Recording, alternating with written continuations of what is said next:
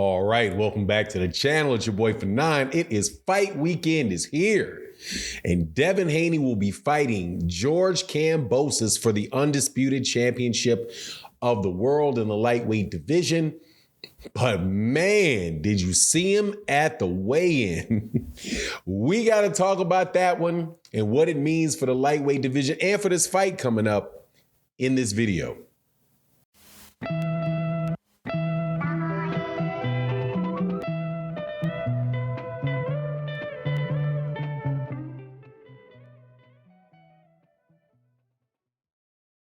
All right, welcome back to the channel. It's your boy For9, and in this video, we are going to be in the 135-pound division. We're going to talk about the fight coming up today. The date of this video is October 15th, the day that Devin Haney will be fighting George Kambosos to defend his undisputed title at 135 pounds.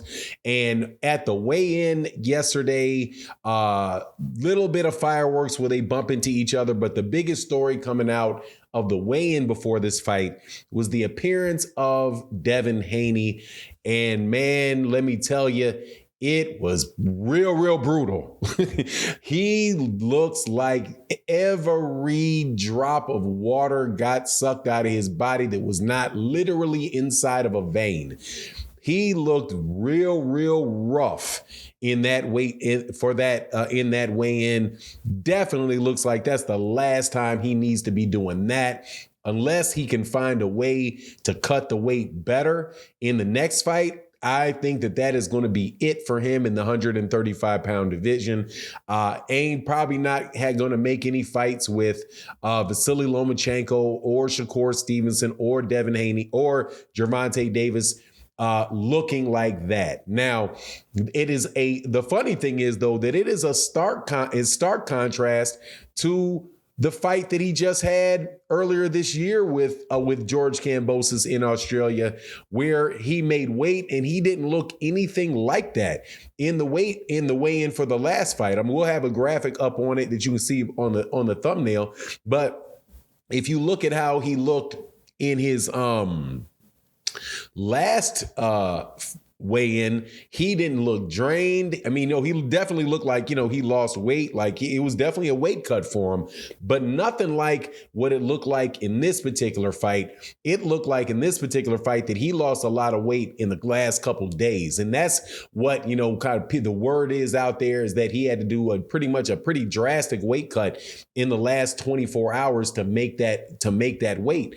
So that definitely could have some impact on the fight with George Kambosos. Now, I don't think that it is going to have such an impact on the fight with Kambosos that Devin Haney is going to lose it.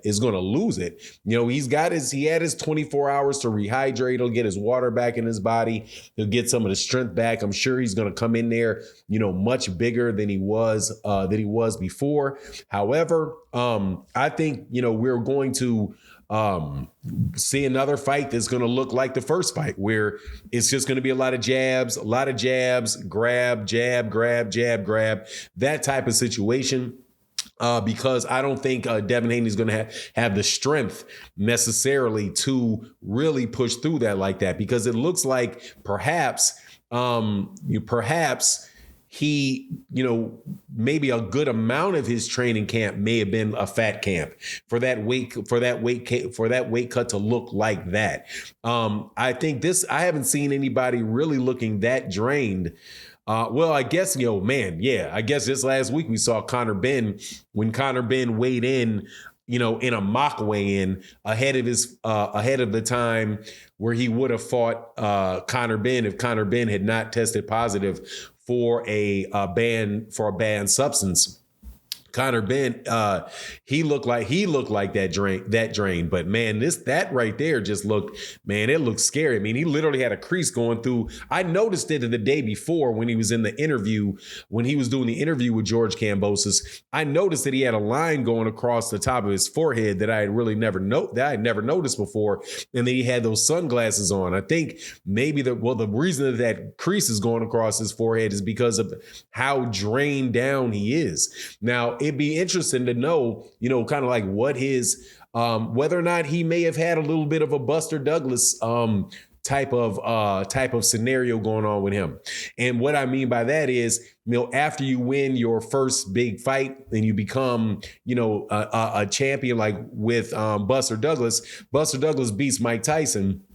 And so he then starts celebrating, right? He gets his, he's reached his goal of being the heavyweight champion. He beat, the quote unquote baddest man on the planet, got to where he wanted to go. And then so he starts celebrating, right? And gains weight. And then, for the next fight that he has with Evander Holyfield, right? He's not as in good a shape as he was for Mike Tyson. He comes in there, body doesn't look the same, all of that type of stuff, right? Same thing you could be said happened to Andy Ruiz when Andy Ruiz beat Anthony Joshua and got all that money, and then got the money, and then knew he was going to get a ton of money for the second fight, and gains a bunch of weight, isn't training, kind of let the whole thing go to his head, and kind of lost the plot a little bit as far as, really staying in shape in between fights. And that may very well have happened to Devin Haney, young guy, like 23, 24 years old, wins the undisputed championship.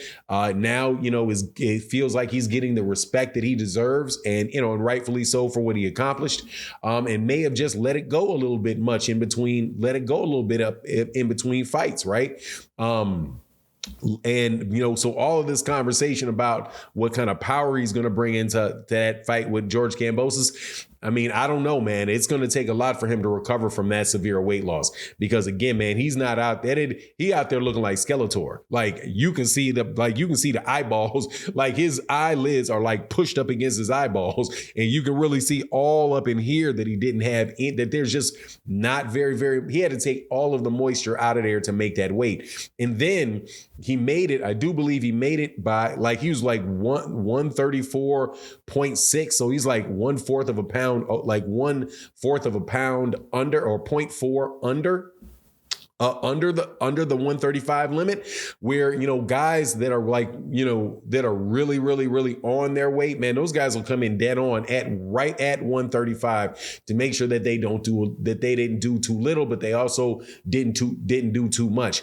I am quite sure that dude when Devin was using the restroom for the rest of the before that stuff was orange. You know what I mean? That's something that Shakur Stevenson refused to do in his last fight with where he was going to fight Kambosos. You could tell he was where he missed it by however amount.